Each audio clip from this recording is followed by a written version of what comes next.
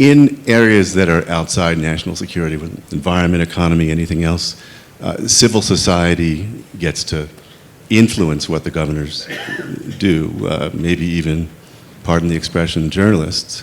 And here in the national security world, in the secret world, that has been shown to be almost completely absent in the NSA disclosures. How do you think it should work? Yeah. Well, first of all, operationally, just as a narrowly defined intelligence officer, I wouldn't tell you anything, nothing at all right? Because, frankly, the more that is known, the more difficult it is to do our jobs. But look, we always knew we weren't just intelligence officers. We were intelligence officers for a democracy.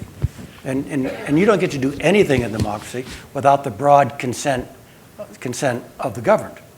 Now, Bart, we thought we had a handshake in the late 1970s that consent of the governed would comprise the president, 2 select committees in Congress, and a court, an Article III court, whose proceedings remain secret, as an appropriate democratic balance between additional oversight of what had been an exclusive executive branch activity and the need for secrecy for that activity to be successful in the first place.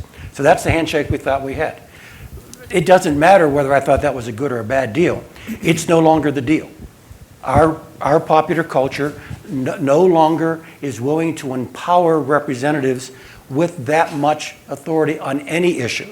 So I know as a matter of reality, if my community is going to want to go do anything in the future, it's going to have to be more transparent about a lot of things, and we're just going to have to eat the operational cost, the operational tariff that more publicity for our actions will entail. Otherwise, you're not going to let us do it in the first place.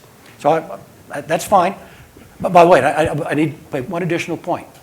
We are now talking about putting more oversight and more transparency into the intelligence community on this planet that has more oversight and more transparency than any other, and there's no one else even in the area code when it comes to transparency and oversight.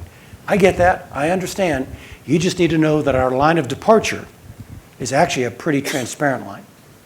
Can I just add to that? I agree with everything Mike said.